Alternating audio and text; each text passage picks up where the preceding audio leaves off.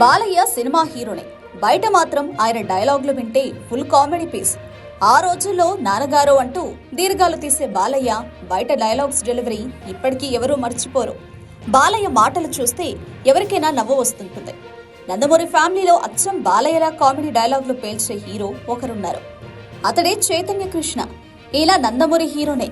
దివంగత నటుడు నందమూరి తారక రామారావు కుటుంబం నుంచి వచ్చిన మరో నటవారసుడు. ఎన్టీఆర్ పెద్ద కుమారుడు జయకృష్ణ కొడుకే ఈ చైతన్య కృష్ణ. 1-2 సినిమాలు తీసి మనోడు ధాటికి టాలీవుడ్ జనాలు ప్రేక్షకులు తట్టుకోలేక ఫ్లాప్ చేయడంతో తెరమరుగయ్యాడు. ప్రస్తుతం సోషల్ మీడియాలో హాట్ టాపిక్ గా నిలుస్తున్నాడు. తాజాగా ఎన్టీఆర్ జయంతి సందర్భంగా తాతకు నివాళులర్పించిన అనంతరం ఈ మొరగాడు తాత గురించి కాకుండా జగన్ గురించి మాట్లాడాడు. జూన్ 4న గెలవబోతున్నామని జగన్ను తరిమి కొడుతున్నానన్నాడు. బాబాయ్ బాలయ్యతోనే జగన్ను ఎదుర్కోవడం కాలేదు. మీ మావయ్య చంద్రబాబుని మీడియా ముందర ఏడిపించిన ఘనుడు జగన్.